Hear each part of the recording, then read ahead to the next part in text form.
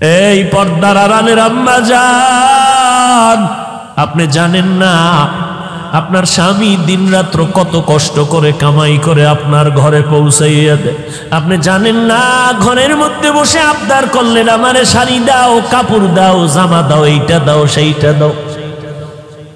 অনেক স্বামী আছে টাকা না থাকলেও স্ত্রীকে বুঝতে দেয় না, বন্ধু বান্ধবের থেকে ধার কইরা কইরা মনের আশা পুরাইয়া স্ত্রীকে দিতে থাকে। কিন্তু বিবি তুমি জানো না তোমার স্বামী কেমন দরদি, কেমন কষ্ট করে তোমার মন রক্ষা করে। ও আম্মা জান, তোমার তো দরকার ছিল 5 ওয়াক্ত নামাজ পড়ে স্বামীর জন্য দোয়া করা। হে মালিক, তুমি স্বামীকে হেফাজত করো। স্বামী রাস্তায় চলে দিন রাত্র 24 ঘন্টা কামাই রুজি করার জন্য, আমাদের মুখে হাসি ফুটানোর জন্য। আমার স্বামী ঠিক মতো খাইতেও পারে না, গোসল করতে পারে না। তুমি আমার স্বামীরে হেফাজত করিও, স্বামীরে তুমি হালাল বরকতি রিজিক দান করিও। দেখতারে মা, তোমার ঘরটা বেহেশতের বাগান হয়ে যাইত। ও স্বামীর খেদমত করনেওয়ালা নারীরা, আজকে যদি মনে করতা স্বামীর কামাই রুজি এটা স্বামীর একার না, এটা তোমার। স্বামী যদি মরে যায় সব তোমার থেকে যাবে রে মা। এই চিন্তা যদি ঘরের নারীরা করত, তাহলে স্বামীর মাল স্বামীকে না জানাইয়া বন্ধু বান্ধবের পাল্লায় পরে খরচ করত না। কত আম্মা জানেরা স্বামীর টাকা পয়সা অন্য বন্ধু বান্ধবের দিয়া দেয়, স্বামী জানেও না, চুরি কইরা কইরা স্বামীরে ফকির বানাইয়া দেয়। এক সময় দেখা যায় ওই মহিলা ফকির হইয়া রাস্তায় ঘুরে। এরে আম্মা জান, আপনাদের এত সম্মান, আপনারা নবীদের মা, আলেমদের মা, হাফেজে কোরআনের মা, আউলিয়ায়ে কেরামের মা, সাহাবায়ে কেরামের মা, আপনাদের এত সম্মান। আমরা আল্লাহকে রাজি করার, নবীর মহব্বত নিয়ে সওয়াব বেশি কামাই করতে হলে কষ্ট আর কষ্ট, কষ্ট আর কষ্ট। রৌদ্র নাই, বৃষ্টি নাই, মসজিদে যাও নামাজ পড়তে, জুমায় যাও, জানাজায় যাও, জিহাদের ময়দানে যাও। শাহাদাতের মর্যাদা যদি পেতে চাও আম্মা জান, আপনার জানাজায় যাওয়া লাগবে না, জুমার মসজিদে যাওয়া লাগবে না, জিহাদে যাওয়া লাগবে না। মদিনার নবী বলেন, ঘরের মধ্যে থাইকা মা তুমি নামাজ পড়ো, স্বামীর মাল হেফাজত করো, সন্তানগুলো তুমি নেক আমলওয়ালা আদর্শওয়ালা বানাইয়া যাও। ওই পুরুষেরা বাইরে গিয়া যত সওয়াব পাবে আম্মা জান, ঘরের মধ্যে থেকে আল্লাহ তোমাকে সেই সওয়াব দিয়ে দিবে।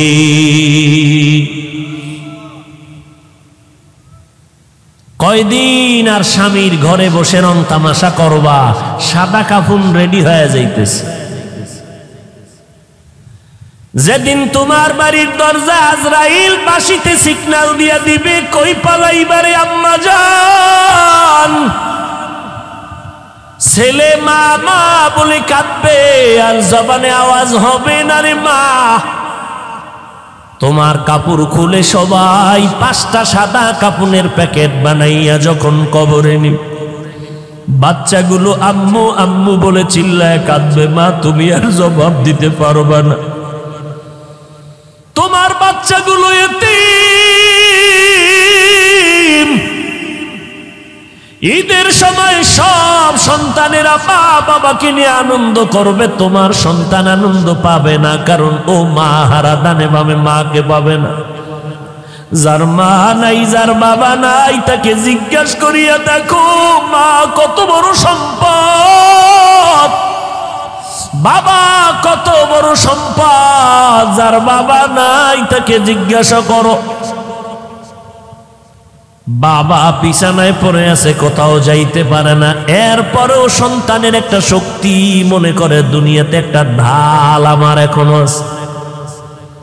যার বাবা নাই মনে হয় যেন অসহায় হয়ে গেল। যার মা নাই ঘরের দিকে তাকাইয়া চোখের পানি ফেলে আর কান্না করে। এই সন্তানেরা,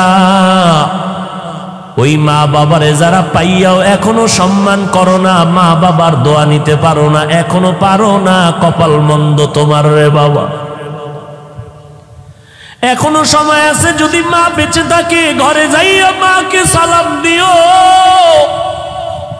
আর বলিস, মা মাথায় হাত দিয়ে একটু দোয়া করে দাও, আমার মতো গুনাহগার হতভাগা কেউ নাই, না জানি আমি কবে মরে যাব, জাহান্নামী হয়ে যাব। ও মা, তুমি একটু দোয়া করে দাও, কত বেয়াদবি করছি, কত কথা অমান্য করে তোমারে কাঁদাইছি, আমার কথায় মাঝে মাঝে দেখছি মা তুমি কষ্ট পাইয়া কান্না করেছো, মা তুমি আমারে মাফ করে দাও, আর কোনোদিন তোমারে কষ্ট দিব না রে মা। ওই মা যদি মাথায় হাত দিয়ে দোয়া করে দেয়, আরশে আজিমে কবুল হয়ে যাবে। ও যুবকেরা, কয়দিন আর যৌবনের বাহাদুরি করবারে বাবা। এই মহামারীতে করোনায় কত মানুষ চলে গেল, কত যুবক চলে গেল।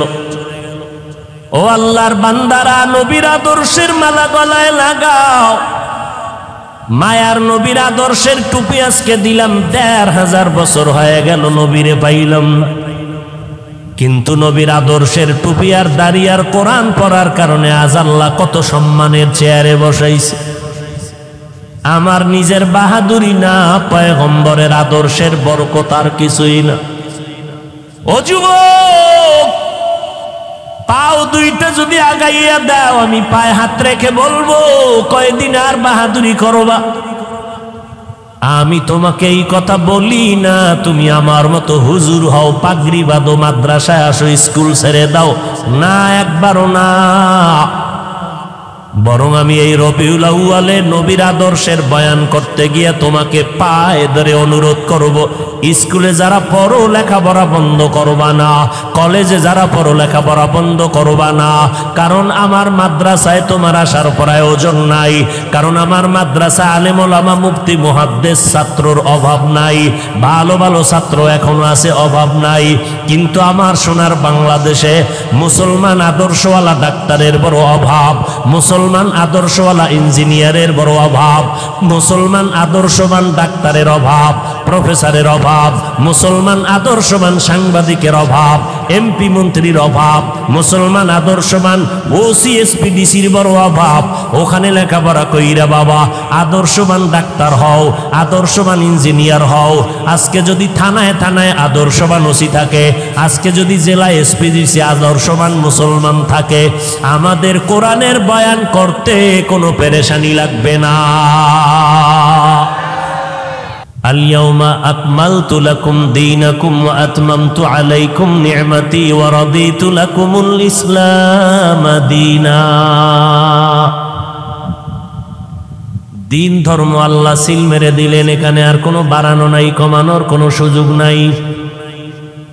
আমি আল্লাহ মুহাম্মদের দিয়ে 23 বছরের প্রেসক্রিপশন তৈরি করে দিলাম। আরে দুনিয়ার মানুষ, কিয়ামত পর্যন্ত তোমরা যারা চলতে চাও সঠিক পথে, মুহাম্মদের দেওয়া প্রেসক্রিপশনটাকে ফলো করে চলবা। এই প্রেসক্রিপশন বাড়ানো যাবে না, কমানো যাবে না, সিল লাগায় দিলাম। আমার নবী খাতামুন নবীনের সিল লাগায় দিলেন। নবীজির প্রেসক্রিপশন কিয়ামত পর্যন্ত চলবে। যারা ফলো করে তারা ঔষধ দিবে, তারা জান্নাতি। যারা নবীর প্রেসক্রিপশন উল্টা পাল্টা বাড়াবে কমাবে, তারা গোমরা হয়ে যাবে। তাহলে আলেমগো কাজ কি?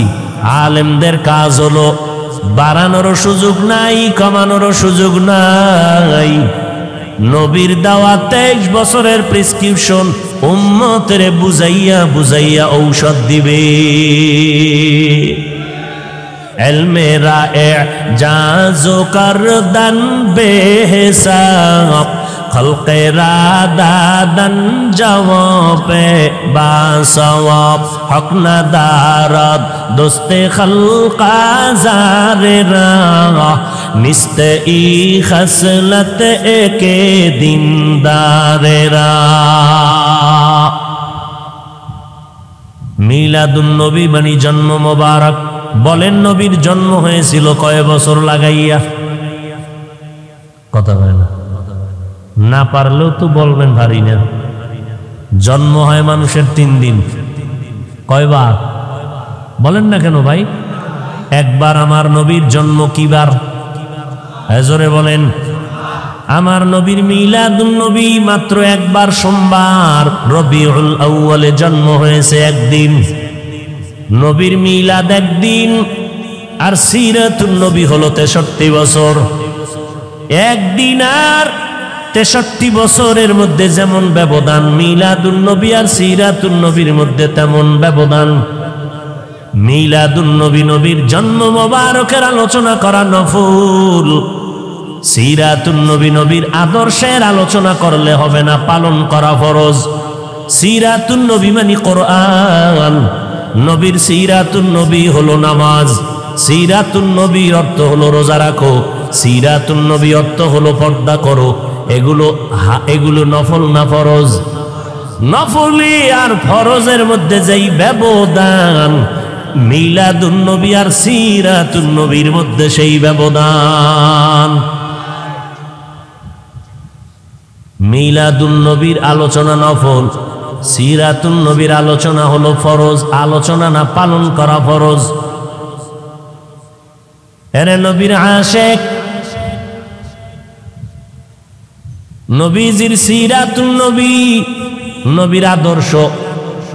আম্মা জান আয়েশা রাদিয়াল্লাহু আনহার দরবারে বড় বড় কয়েকজন সাহাবায়ে কেরাম প্রশ্ন করলেন, আম্মা জান আয়েশা, নবীজির আদর্শ সম্পর্কে আমাদের বয়ান করেন। আম্মা জান আয়েশা রাদিয়াল্লাহু আনহা 6 বছরে নবীর সাথে বিয়া, 9 বছরে নবীর ঘরে আসলেন। 18 বছর যখন আম্মা জানের বয়স, তখন আমার নবী বিদায় নিয়ে গেলেন। হিসাবটা বুঝে থাকলে বলেন, নবীর সাথে ঘর করলেন কয় বছর? 10 বছর, মাত্র 9 বছর। এই 9 বছরে আম্মা জান নবীজির বরকত এতটাই পাইলেন, প্রায় 2000-এর উপরে হাদিস আম্মা জান মুখস্থ করে ফেললেন। সাহাবায়ে কেরামদের মধ্যে বড় বড় বড় বড় ইলমওয়ালা যারা, কঠিন কোন সমস্যায় যদি পড়ে যাইতেন, সমাধানের জন্য আম্মা জান আয়েশার দরবারে যাইতেন। আম্মা জান আয়েশা এমন সমাধান দিতেন, সাহাবায়ে কেরামদের মাঝে কোনো বিরোধ আর থাকতো না। আম্মা জান আয়েশা রাদিয়াল্লাহু আনহাকে উল্লেখযোগ্য সাহাবায়ে কেরাম প্রশ্ন করলেন, আম্মা জান নবীর আদর্শের বয়ান করেন।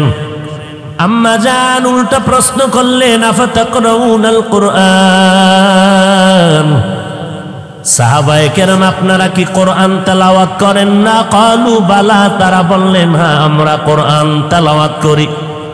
আম্মা জান আয়েশা রাদিয়াল্লাহু আনহা বললেন, কানা খুলুকুল কুরআন, কোরআন শরীফ যা মুহাম্মাদের আদর্শই হলো তা। সুবহানাল্লাহর আওয়াজ এত আসতে কেন? মোনাজাতটা দিয়ে এলাম, কিন্তু হাতটা যদি উপরে ওঠে আর কিন্তু নামবে না। 1 বছরের আগে আর মোলাকাত হবে না। আরো জোরে বলেন সুবহানাল্লাহ।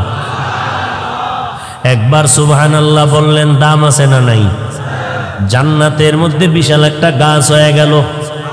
এত বিশাল একটা ফলের গাছ, দ্রুতগামী বাহন যদি দৌড়ায় 500 বছর দৌড়াইয়াও গাছের ছায়া শেষ করতে পারবে না। গর্তাওয়াকুল মেকুনি হারস বহশাম মেরা সানাদ রিজকে তু আজলা মাকাম। আল্লাহর উপরে ভরসা করে বান্দা চলো, আল্লাহই যথেষ্ট হয়ে যাবে, কোনো পেরেশানি নাই। আম্মা জান আয়েশা বললেন, নবীর আদর্শই হলো কোরআন। এজন্য মুফাসসিরিনে কেরাম বলেন, রব্বুল আলামিন জমিনের মধ্যে 2টা কোরআন নাজিল করেছেন। জোরে বলেন কয়টা? এক কোরআন হলো থিওরিক্যাল কোরআন, আর একটা কোরআন হলো প্র্যাকটিক্যাল কোরআন। থিওরিক্যাল কোরআন আমাদের হাতে এখনো আছে, প্র্যাকটিক্যাল কোরআন রবিউল আউয়ালে বিদায় নিয়েছে। রাহমাতুল লিল আলামিন প্র্যাকটিক্যাল কোরআন, আর আমরা যে কোরআন তেলাওয়াত করি এটা হলো থিওরিক্যাল কোরআন। আম্মা জান আয়েশা বললেন, নবীর আদর্শ যদি দেখতে চাও কোরআনের দিকে নজর দাও। কোরআন এমন দামি, আমার রসুল তেমন দামি। আল্লাহ বলেন কোরআন আমি যেমন হেফাজতের জিম্মাদারি নিয়েছি, আমার বন্ধু মুহাম্মদেরও আমি আল্লাহ জিম্মাদারি নিয়েছি হেফাজতের। ওয়াল্লাহু ইয়াসিমুকা মিনান নাস। আমার নবীর কোনো গুনাহ নাই, কোরআনের দিকে তাকাইলে যেমন সওয়াব, আমার নবী মুহাম্মদের দিকে তাকাইলেও বান্দা আমল নামায় সওয়াব। শুধু সওয়াব না, বান্দা নজর দিবি, এক সপ্তাহের ক্ষুধা নিবারণ হয়ে যাবে। আমার নবীর চেহারা এত সুন্দর, আম্মা জান আয়েশা রাদিয়াল্লাহু আনহা বলেন, ঘরের মধ্যে এশার নামাজের পরে আমি আয়েশা একটা সুই সুতা নিয়ে কাজ করতেছিলাম, হঠাৎ করে বাতির তেল শেষ হয়ে গেল, সুইটাও পড়ে গেল। তালাশ কোথায় করব, অন্ধকার। কামলেওয়ালা নবী আমার ঘরের মধ্যে প্রবেশ করলেন রাতের আধারে। মদিনাওয়ালা নবীর চেহারা মোবারকে আলোকিত হয়ে গেল আমার ঘর। আর নবীর চেহারার আলোতে আমি সুইটা দেখলাম খুঁটির গোড়ায় পড়ে আছে, আমি হাতে নিয়ে নিলাম। কেমন মায়ার নবী আমার, আমার নবী এত সুন্দর। সাহাবী বলেন আমি পূর্ণিমা চাঁদের দিকে নজর দিলাম, আমার মায়ার নবীর চেহারা মোবারকের দিকে নজর দিলাম। নজর দিয়া তাকাইয়া দেখি আসমানের চাঁদের থেকে আমার নবীর চেহারা বড় উজ্জ্বল। ইমামুল আউয়ালিন আল আখিরিন বাহরে সাদকা রাহমাতাল লিল আলামিন সাইয়্যিদুল কাউনাইন খাতমুল মুরসালিন আখির আমদবুদ ফখরুল আউয়ালিন। ওই নবী দুনিয়াতে কি নিয়ে আসলেন আমাদের আলোচনার বিষয়। নবী জমিনে আসলেন কি নিয়া, আবার আমার নবী বিদায় নিলেন, রেখে গেলেন কি? এই দুই কথার দুটো জবাব। আমার নবী কি নিয়ে আসছেন? আল্লাহ কোরআনের মধ্যে বলতেছেন, লাকাদ কানা লাকুম ফি রাসূলিল্লাহি উসওয়াতুন হাসানাহ। ও দুনিয়ার মুমিনের দল, তোমাদের জন্য মুহাম্মদের মধ্যে রয়েছে উত্তম আদর্শ। তাহলে নবী কি নিয়ে আসলেন? উত্তম, জোরে বলেন। নবী দুনিয়াতে আসলেন উত্তম আদর্শ নিয়া, আবার দুইটা জিনিস আমার নবী রেখে বিদায় নিয়ে চলে গেলেন। দুই জিনিস রেখে গেলেন, একটার নাম কোরআন আর একটার নাম হলো সুন্নাত। প্রথমটার নাম কি? জোরে বলেন। দ্বিতীয়টার নাম আরো জোরে বলেন। নবী কোরআন আর হাদিস কেন বলেন নাই? আমার নবী কেন কোরআন আর সুন্নতের কথা বললেন? এর কয়েকটা জবাব। এক নাম্বার জবাব, কোরআন বললে হাদিস বলার কোনো প্রয়োজন হয় না কেন? বলে কোরআন বুঝার জন্য লাগবে হাদিস, কারণ কোরআন হলো, কোরআনের ব্যাখ্যাই হলো হাদিস। দুই নাম্বার জবাব, লক্ষ লক্ষ নবীর হাদিস দুনিয়ার মানুষ কোনোদিন একত্রে এক টেবিলে জমাও করতে পারবে না, আমলও করতে পারবে না। কথা বুঝেননি? লক্ষ লক্ষ হাদিস কোনদিন মানুষ একা জীবনে এগুলো পড়িয়া শেষ করতে পারবে না, আর এই সমস্ত হাদিসগুলো জীবনে আমলও করতে পারবে না। তা আমল কি করবে? কয় আমল করবা সুন্নত, হাদিসের আমল না, সুন্নতের আমল করবা। তিন নাম্বার জবাব, নবী সুন্নতের কথা বলে বুঝায় দিলেন কিতাব দেখে আমল চলবে না। সুন্নতের আমল যদি চাও, ব্যক্তিকে দেখে আমল করা লাগবে। ব্যক্তি কারা? আমি নবীর একমাত্র বন্ধু জমিনে থাকবে তারা উলামায়ে আহলে হক। এরা আমাদের ওয়ারিস। আল উলামা ওয়ারাসাতুল আম্বিয়া, আম্বিয়ায়ে কেরামের ওয়ারিস উলামায়ে আহলে হক। এদের অনুসরণ করবা। কারণ সাহাবায়ে কেরাম এত বড় আলেম, কোরআন হাদিসের ইলম শিখার পরেও নবীর দরজা ছাড়ে না, নবীর পেছনে সময় দেয়। খানার টাইমের খবর নাই, ঘুমের খবর নাই, নবীর পেছনে সময় কাটায়। কখন রাত হয়ে গেল খবর নাই, দিন হয়ে গেল খবর নাই। নবী কেমনে পানি পান করেন সাহাবায়ে কেরাম দেখেন আর শিখেন। নবী কেমনে জুতা পরেন সাহাবায়ে কেরাম দেখেন আর শিখেন। আবার সাহাবায়ে কেরামদের দেখার পর তাবেঈনরা দেখে দেখে দেখে দেখে আমল করেছেন। তাবেঈনদেরকে দেখিয়ে দেখিয়ে তাবেঈনরা আমল করেছেন। কোরআন হাদিস জানার পর তাবেঈনদেরকে দেখে দেখে উলামায়ে মুতাকাদ্দিমিনরা আমল করেছেন। উলামায়ে মুতাকাদ্দিমিনদেরকে দেখে দেখে উলামায়ে মুতাআখিরিনরা আমল করেছেন। উলামায়ে মুতাআখিরিনদেরকে দেখে দেখে আমাদের মুরব্বিরা আমল করেছেন। আমরা আমাদের উস্তাদদেরকে দেখে দেখে আমরা আমল করেছি। জানতে পারলাম হাদিসে আছে নখ কাটা সুন্নত। কেমনে কাটবা? আলেম না দেখলে পারবা না। ও বান্দা, চুল কাটা নবীর সুন্নত, কেমনে তুমি কাটবা? কিতাব দেখলে বুঝবা না, আলেম লাগবে। উলামায়ে কেরাম যেইভাবে দেখাইবেন ওইভাবে পড়বা। পোশাকের মধ্যে নবীর সুন্নাত কেমনে পড়বা? উলামায়ে আহলে হকের কাছে যাও। উলামায়ে আহলে হক যেই পোশাক পরবে এই পোশাকটাই হলো মদিনাওয়ালা নবীর পোশাক। সোহবতে সালে তোরা সালেহ কুনাত, সোহবতে তলে তোরা তলে কুনাত। এক জমানা সোহবতে বা আউলিয়া বেহতেরা সদ সালাত বেরিয়া। বলেন ভুলে গেছেন নি? বলেন তো নবী দুনিয়াতে কি নিয়ে আসছেন, কি রেখে চলে গেলেন? দুই জিনিস, কোরআন আর, জোরে বলেন, কোরআন আর নবীর সুন্নাত। দুইটা জিনিস যদি আঁকড়ে ধরো, কোনো ভয় নাই, কোনো চিন্তা নাই। আল্লাহ বলেন আমি বিনা হিসাবে তোমারে জান্নাতের মেহমান বানায় দিব।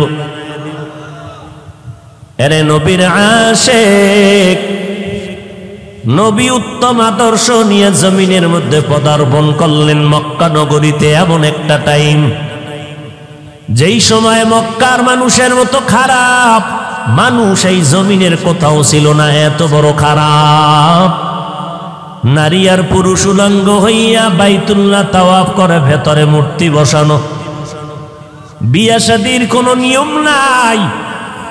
যুবক যুবতী অবাধে চলাফেরা করে, যখন তখন জিনায় লিপ্ত হয়ে যায়, কোনো বাধা নাই। ওই সময়ের মতো খারাপ জমিনের মধ্যে আর কোথাও এত খারাপ মানুষ ছিল না। আল্লাহ বলেন ওই খারাপ সৃষ্টির নিকৃষ্ট খারাপ মানুষগুলোকে ভালো বানানোর জন্য আমি একজন শ্রেষ্ঠ ডাক্তার বানাইয়া আমার বন্ধুরে মক্কা নগরীতে পাঠায় দিলাম। আমার নবী এমন শ্রেষ্ঠ নবী হইয়া সৃষ্টির শ্রেষ্ঠ ডাক্তার, এমন ঔষধ দিলেন আমার নবী। মক্কার বর্বর জাহেল মূর্খ মানুষ আমার নবীর যখন ঔষধ গ্রহণ করল, তারা এত স্বর্ণের মানুষে পরিণত হয়ে গেল। এখন আর তারা খারাপ নাই। আল্লাহ কয় নবী আপনার সোহবতে গিয়ে এরা এত ভালো হয়ে গেল, আপনি জানায় দেন আমি দুনিয়াতেই জান্নাতের টিকিট দিয়ে দিলাম। আতিনা ফি দারে দুনিয়া না হাসান, আতিনা ফি দারে উকবা না হাসান, ইয়া গিয়াসাল মুস্তাগীসিন হদিনা লাফতিখারা বিল উলুমে ওয়াল গিনা। নবীর আদর্শ গ্রহণ করলেন আবু বকর। আবু বকর কেমন দামি! মদিনার নবী বলেন আমার উম্মত মুমিনের সব নেক আমল যদি এক পালায় দেওয়া হয়, আবু বকরের নেকের পাল্লা অনেক ভারী হয়ে যাবে। ঘুমাইতেছেন আপনারা? আবু বকরের দাম কত? 10 জন সাহাবা দুনিয়াতেই জান্নাতের সুসংবাদ পেলেন। এর মধ্যে প্রথম সিরিয়ালে আবু বকর। কেমন দামি আবু বকর! নবীজি বললেন, আমি যুদ্ধের ময়দানে যাব, আপনারা দান করেন। দান করলে হায়াত বাড়ে, দান করলে মুসিবত দূর হয়, দান করলে কামাই রুজিতে বরকত হয়, কবরের আযাব মাফ হয়ে যায়। নবীজি যখন বললেন দান করেন, ওমরে ফারুক মনে মনে ভাবতেছেন, আমি এত বেশি আজ দান করব, 1 নাম্বার পুরস্কার আমার নবীর দোয়াটা নিয়ে যাব। ওসমান রাদিয়াল্লাহু আনহু চিন্তা করলেন, আমি আজ এত বেশি দান করব, নবীর থেকে 1 নাম্বারের দোয়াটা নিয়ে নিব। দানের মাল আমার নবীর দরবারে হাজির করলেন।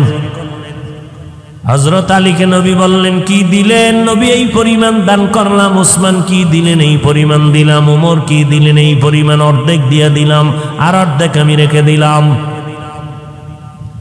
সর্বশেষ আমার নবী আবু বকরকে জিজ্ঞাসা করলেন, আবু বকর, কি দান করেছেন বলেন? আবু বকর চোখের পানি ছেড়ে বলেন, পয়গম্বর, আমার কাছে তেমন কোনো সম্পদ নাই, তবে যা আছে ঘরের মধ্যে ঝাড়ু দিয়া দিয়া সব আমি পয়গম্বরের খেদমতে হাজির করলাম। এখন আমি আবু বকরের আমার আল্লাহ আর নবী ছাড়া কিছুই নাই। ওমরের মাথা নত হয়ে গেল, 1 নাম্বার হতে পারলাম না। কারণ বেশি দান করা 1 নাম্বার না, অন্তরের কোরবানি দেওয়াটাই বড় 1 নাম্বার। সব দিয়ে দিলেন, সব দিয়ে দিলেন, যা আছে তাই দিয়ে দিলেন। নবী আশ্চর্য হয়ে গেলেন, এত ত্যাগ আপনি স্বীকার করলেন হে আবু বকর? চুপ হয়ে গেল মজলিস। হঠাৎ করে জিবরাইল আমিন এসে হাজির হয়ে গেলেন। ও নবী, আল্লাহর সালাম। আজ আপনাকে আল্লাহ সালাম দিয়েছেন, প্রতিদিন দেন, আজকে আরো দিয়েছেন। তবে প্রতিদিন আমি জিবরাইল আপনার সামনে আসি আল্লাহর সালাম নিয়া। আজ আল্লাহ তো আপনাকে সালাম দিয়েছেন ঠিকই, তবে আলাদা করে স্পেশাল করে আমার আল্লাহ আজকে আবু বকরকে সালাম পাঠিয়েছে। আর আল্লাহ জানতে চেয়েছেন আবু বকরের অন্তরের কি হালত। নবী বললেন, আবু বকর, আপনার কপাল ভালো, আজ আল্লাহ আপনাকে সালাম পাঠিয়েছেন। আর আমার আল্লাহ জানতে চেয়েছেন আপনার মনের কি হালাত। আবু বকর হাউমাউ করে কান্না শুরু করলেন। নবীজি বললেন, জবাব না দিয়া কেন কাঁদেন? আবু বকর কান্না করে বলে, নবী, কে চিনতো আমি আবু বকরকে? আমি ছিলাম মক্কার নগরীতে এক জাহান্নামের আসামি। আমার মতো অপরাধী কেউ ছিল না রে নবী। আজ আমি আপনার দরবারে আসার পর, আপনার সোহবতে আসার পর আজ আল্লাহ আমাকে সালাম দিয়েছেন। আমি কেমনে বুঝাই আমার মনের কি হালত রে নবী? আজ আমার মতো ধন্য কেউ নাই।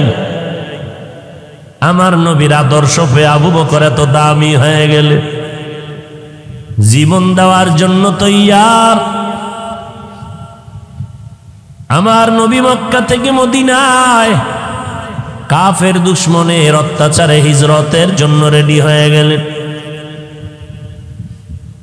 নবী একদিন আবু বকরকে কানে কানে আওয়াজ দিয়ে বলেছিলেন, আবু বকর, আপনি আমার সাথে হিজরতের সঙ্গী হয়ে যাবেন। আমার নবী রাতের বেলা হিজরতের রাত ঘর থেকে যখন বের হবেন চতুর্দিকে দুশমন,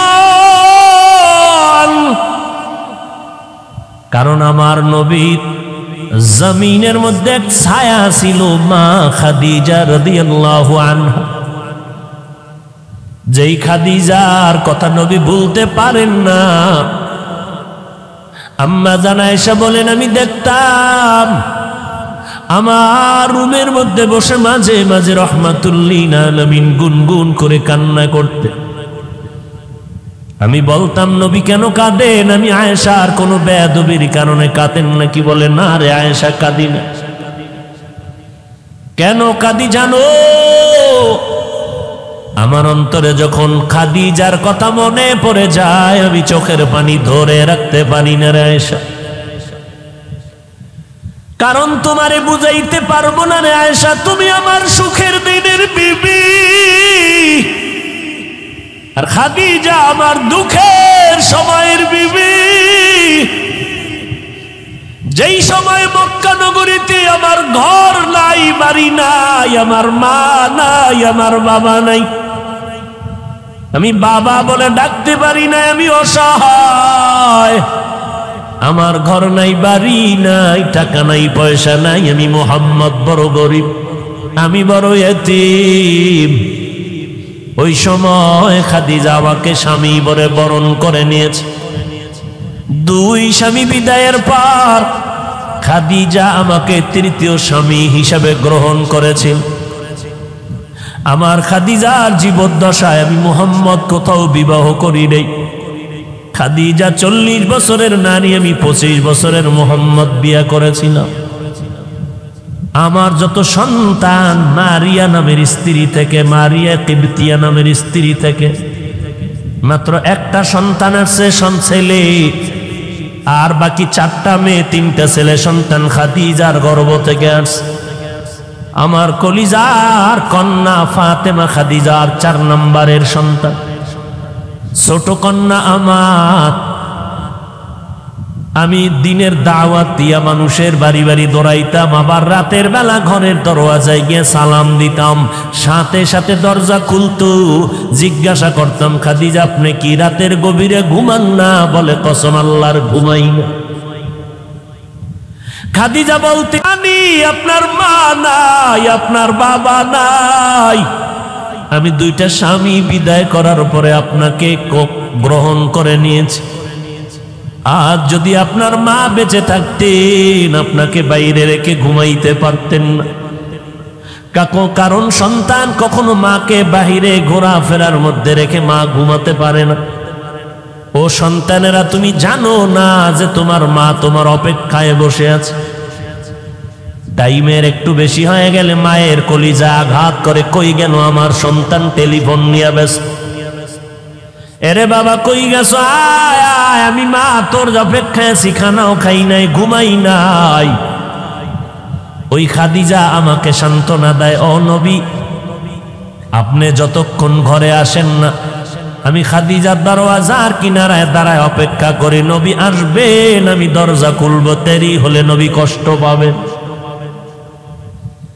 আমি ঘুমাই না রে নবী, আপনার অপেক্ষায় রাত্র কাটাই, স্বামীর অপেক্ষা করি আমি, নবী আমার কখন ঘরে আসবে। আয়েশা, তুমি জানো না মক্কার দূরে হেরা পাহাড়ের চূড়া বড় অনেক উঁচা, অনেক উঁচা। ওই হেরা পাহাড়ে আমি মুহাম্মদ, কোনো সিঁড়ি নাই, দোকান নাই, একা একা যাইতাম, দুশ্মন জঙ্গল, পাথরওয়ালা পথ। আমি মুহাম্মদ ওই পাহাড়ের চূড়ায় উঠে নিচে একটা গর্তের মধ্যে ইবাদতে রাত কাটাইতাম, দিন কাটাইতাম, সপ্তাহে সপ্তাহ।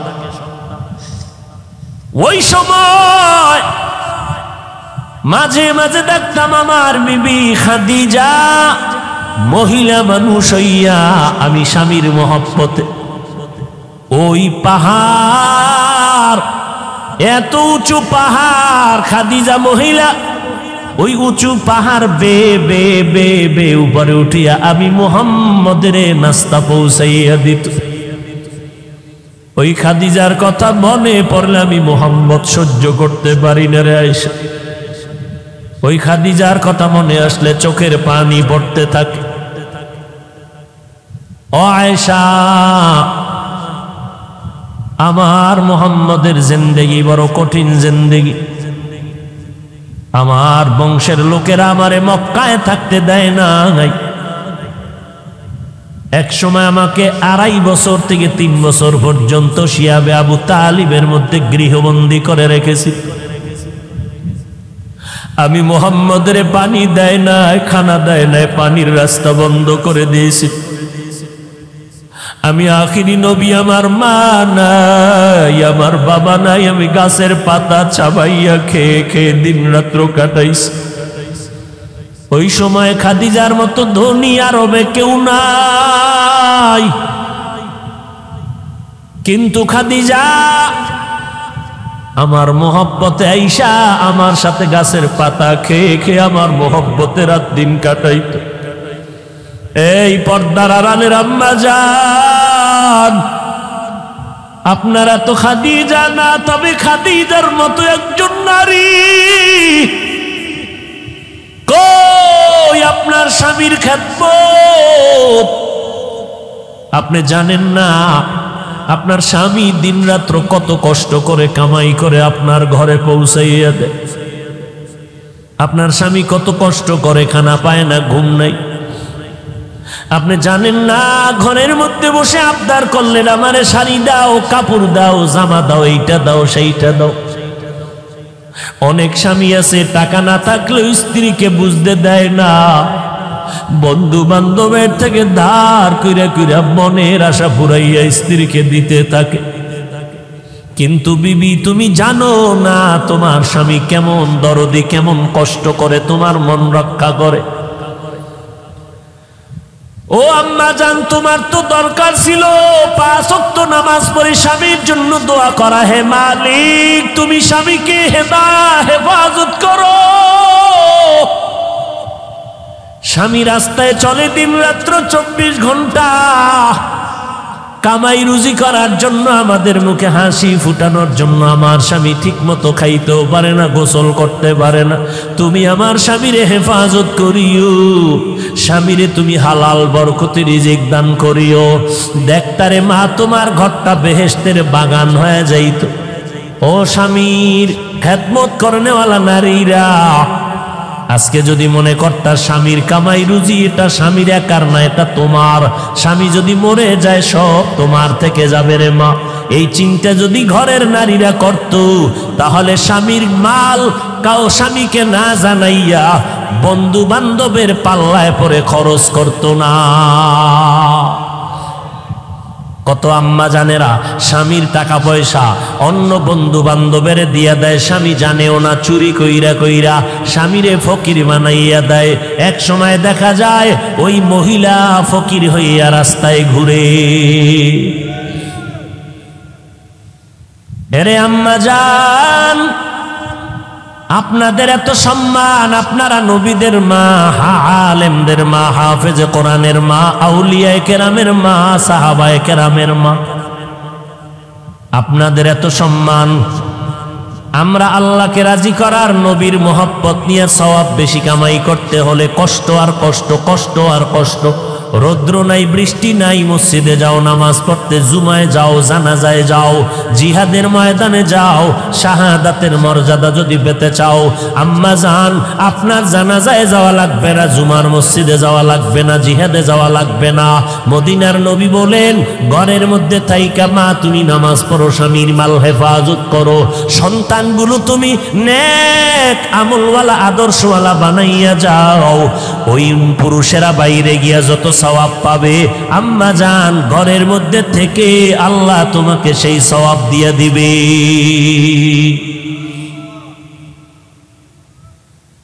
কয়দিন আর স্বামীর ঘরে বসে রং তামাশা করবা, সাদা কাফন রেডি হয়ে যাইতেছে।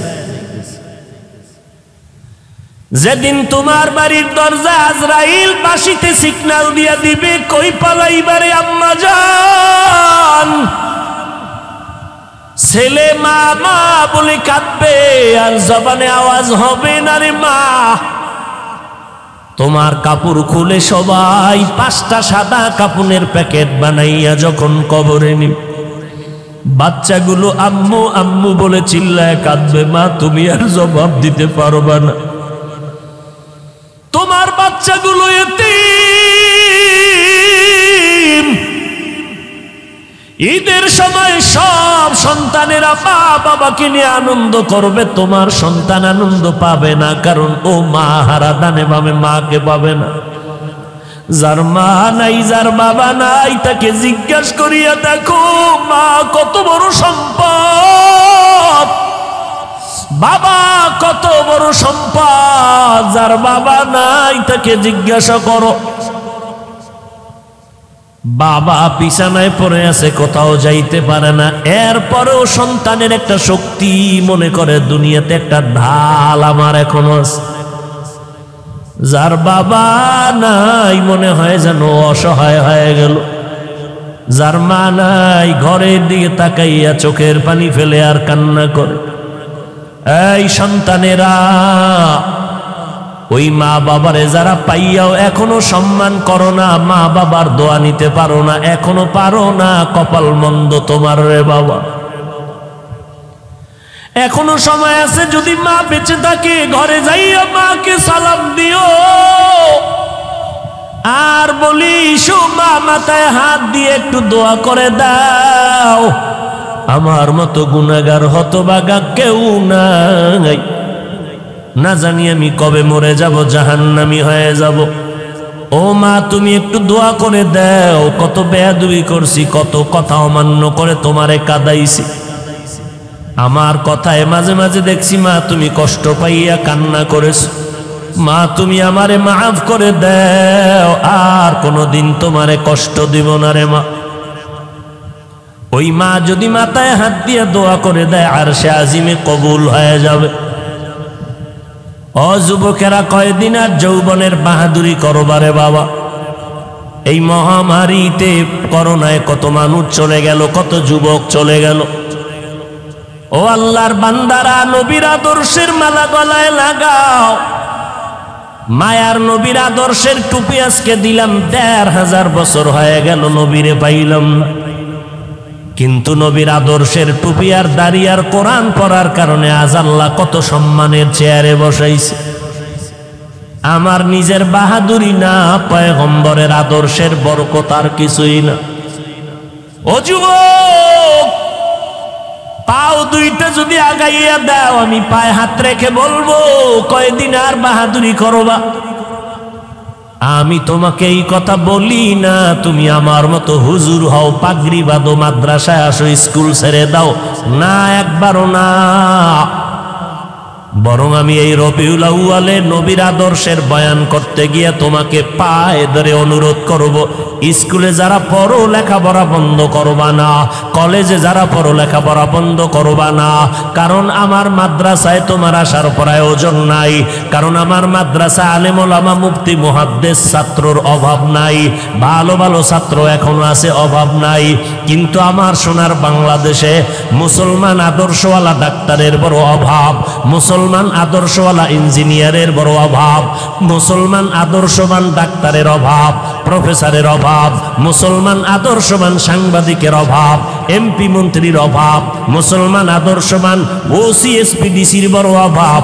ওখানে লেখাপড়া কইরা বাবা আদর্শবান ডাক্তার হও, আদর্শবান ইঞ্জিনিয়ার হও। আজকে যদি থানায় থানায় আদর্শবান ওসি থাকে, আজকে যদি জেলায় এসপিডিসি আদর্শবান মুসলমান থাকে, আমাদের কোরআনের বয়ান করতে কোনো পেরেশানি লাগবে না। স্কুলে পড়ো, কলেজে পড়ো, তবে নবীর আদর্শের মালা গলায় লাগাও। মা বাবার দোয়া নিয়ে চলো, মা বাবার দোয়া নিয়ে চলো। কলেজে পড়ো, স্কুলে পড়ো, মা বাবার দোয়া নাও, আলেমের পরামর্শ নাও, 5 বেলার নামাজ পড়ো। যদি পেছনে অন্যায় করে থাকো একটু তওবা করে নাও, আর নামাজ ছাড়বা না, বেপরদায় চলবা না। ও যুবকেরা, একটু নজর করো, তোমার আমার মতো যুবক স্কুলে পড়ে নামাজি, কলেজে পড়ে নামাজি আছে না নাই? মনটাকে প্রশ্ন করো, তুমি কেন পারবা না রে বাবা? তোমার আমার মতো বান্দারে আর্মি পুলিশ বিডিআরের চাকরি করে নামাজি দাড়িওয়ালার অভাব নাই, তুমি কেন পারবা না? তোমার আমার মতো সন্তান গাড়ি চালায় ড্রাইভারি করে নামাজি পর্দাওয়ালার অভাব নাই, তুমি কেন পারবা না? ব্যবসা করে হালাল খায় হারাম খায় না, অভাব নাই, তুমি কেন পারবা না?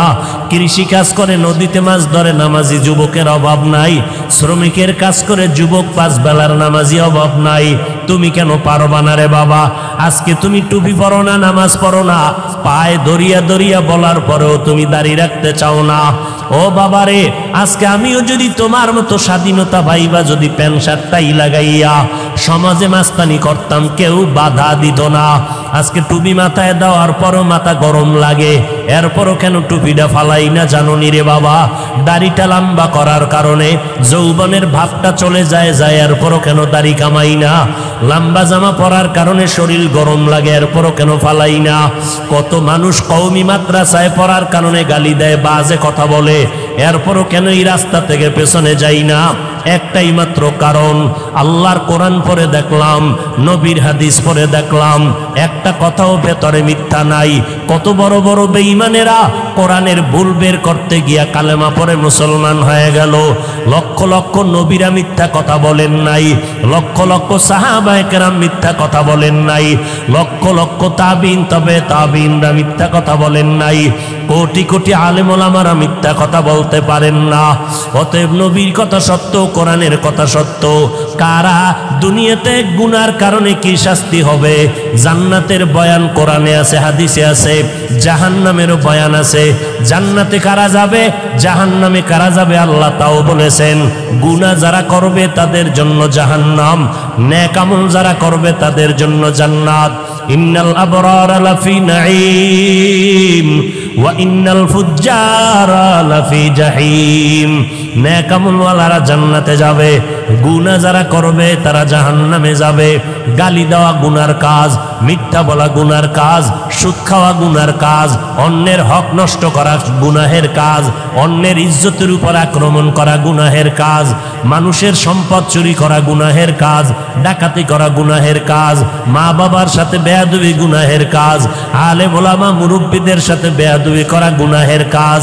এই রকম গুনাহ করে করে যারা কবরের দিকে রওনা হবে, আল্লাহ কয় আমি একটা ডাক দিলাম তওবার জন্য, তওবা করো, আমি মুহূর্তের মধ্যে তোমার জীবনের সব গুনাহ তওবার বিনিময়ে মাফ করে দিব। ও আল্লাহর বান্দারা, আজকে আমি বক্তা হইয়া চেয়ারে বসছি, তোমরা শ্রোতা হইয়া মাঠে বয়ান শুনো, কিন্তু জানোনি আজকে তুমি ডাক্তার হইয়া চেম্বার করো, আমি রুগী হইয়া তোমার কাছে 500 টাকা 1000 টাকা ভিজিট দিয়া চিকিৎসা নেই। কিন্তু জানোনি রে বাবা, তোমার চেয়ার আর আমার চেয়ারের দাম কত? যেদিন আজরাইল আইসা ডাক দিবে ওই দিন কিন্তু দেখা যাবে আমার চেয়ারের কোনো দাম নাই, তোমার চেয়ারের কোনো দাম নাই।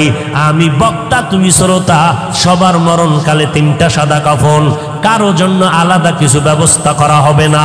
কবরের সাইজও হবে এক, সাদা কাফনের প্যাকেট বানাইয়া ওই কবরের মধ্যে রেখে যখন পাড়াইয়া মাটি দিয়া বাঁশ বাগানে রেখে সব যখন বিদায় হয়ে যাবে, ও বাবা, কে পীর, কে বক্তা, কে শ্রোতা, কে আলেম, কে মূর্খ, কে ধনী, কে গরিব, কোনো ভেদাভেদ নাই। সাদা কাপনের প্যাকেটে পেঁচাইয়া কবরে রাখার পর সবাই যখন বিদায় নিবে, ওই কবরে 2 জন ফেরেশতা প্রশ্ন করবে 3টা। আমাকেও যেই প্রশ্ন আপনাদেরও সেই প্রশ্ন করবে। রবের পরিচয় দাও, ধর্মের পরিচয় দাও, রাহমাতুল লিল আলামিনের পরিচয় দাও।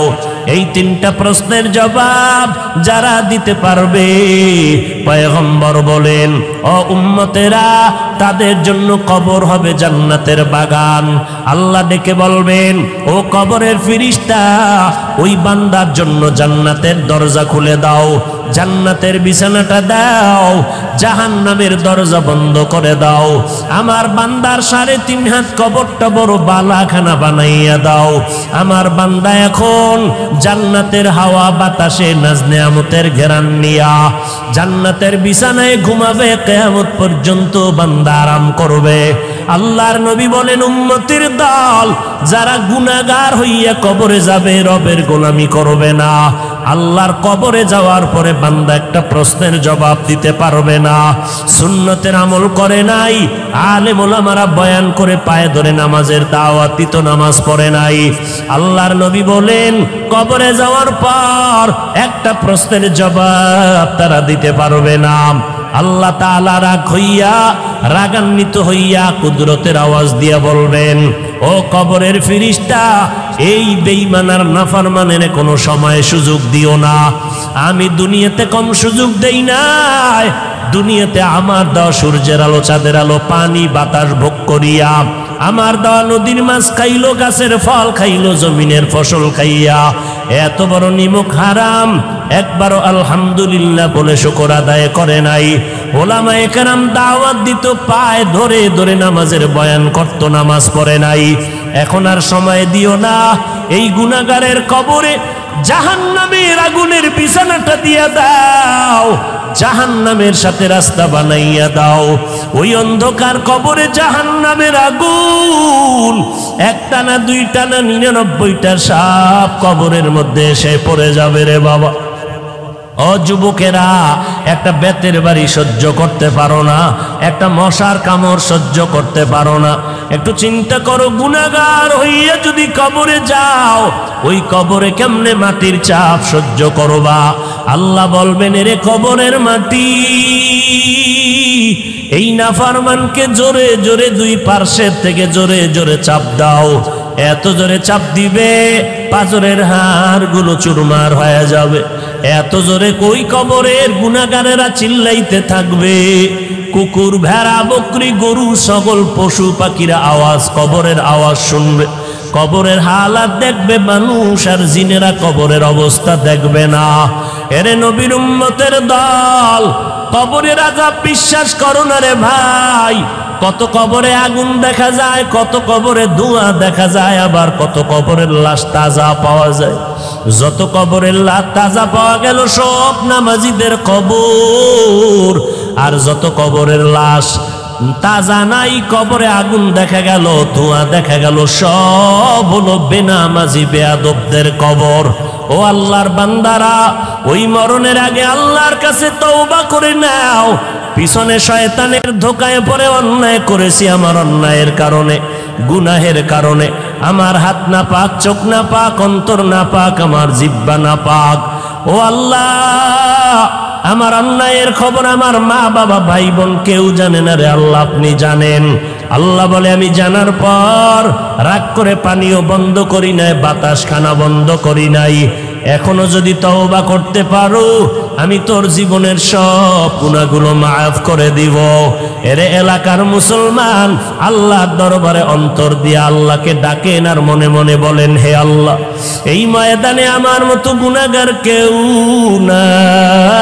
নাই। সাহাবায়ে কেরামরা জান্নাতের টিকিট পাইয়াও যদি কান্না করেন কবরের ভয়ে, আমার তো কোনো উপায় নাই। ওই অন্ধকার কবরে আমি একা একা কেমন করে থাকব? যেই কবরে মাটি আর মাটি, কোনো বাতি নাই, অন্ধকার। ও আল্লাহ, গুনাহ নিয়ে কবরে যাব না। আজকে যদি আমাকে ছোট একটা রুমে আটকাইয়া, ভেতরে আটকাইয়া, বাহির দিয়ে তালা দিয়া কয় রাতের বেলা ঘুমা, আমি দরজা ভেঙ্গে ফেলবো আর চিল্লাবো, একা এই ছোট রুমে আমি ভয় পাই, ঘুমাইতে পারবো না। ও যুবকেরা, চিন্তা করো, ওই অন্ধকার কবর আরো কঠিন অন্ধকার হয়ে যাবে। কেমনে তুমি কবরে থাকবা? যদি গুনাহগার হয়ে যাও তো কবরে উপায় নাই।